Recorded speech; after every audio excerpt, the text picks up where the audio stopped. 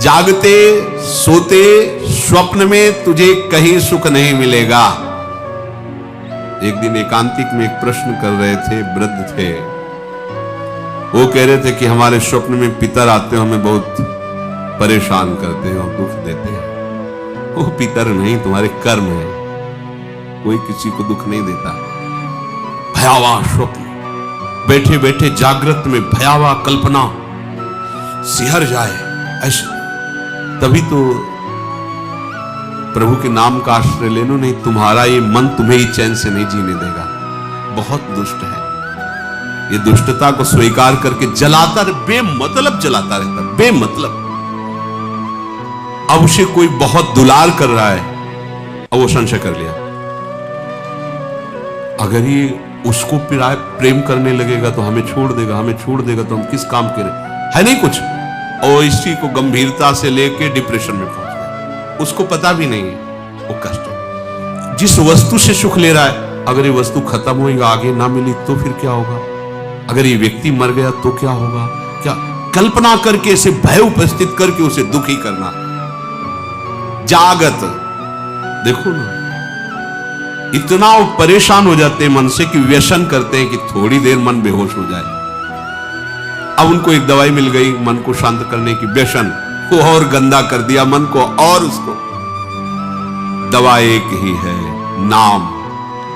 जागत, बागत मन सोते हुए, स्वप्न में भी तुझे कभी शांति नहीं मिल पाएगी, सुख नहीं मिल पाएगा यदि नाम जप नहीं कर रहा।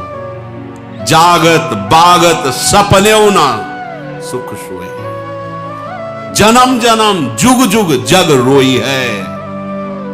नाम जप नहीं है, भगवत आराधना है, तो बाहर इससे बचाव नहीं हो सकता। वृत्ति गिरेगी।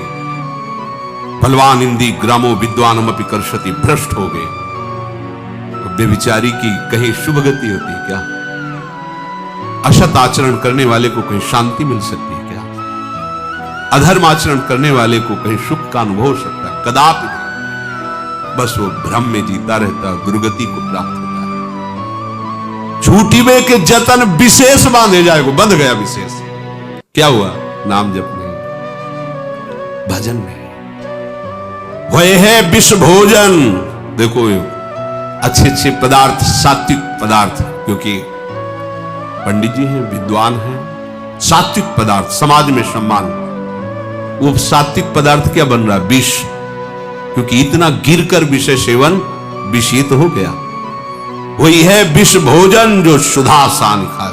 अमृत भी सान के खाओगे तो विष बन जाएगा, और नाम जप कर रहे हो तो कोई विष मिला के देगा तो अमृत हो जाएगा। गरल सुधा रिपु करहि मिताई, गोपद सिंधु अनल सितलाई। नाम की अपार महिमा।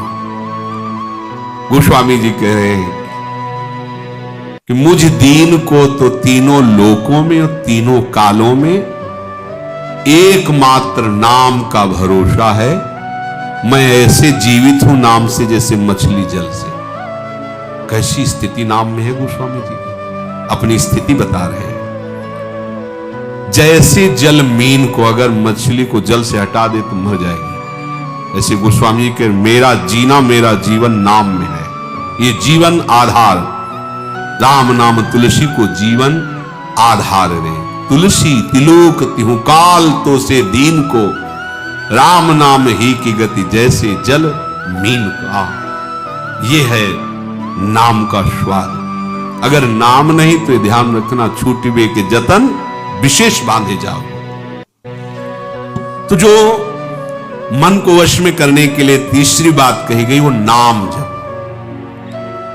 नाम जप में दो बातें ध्यान रखनी है।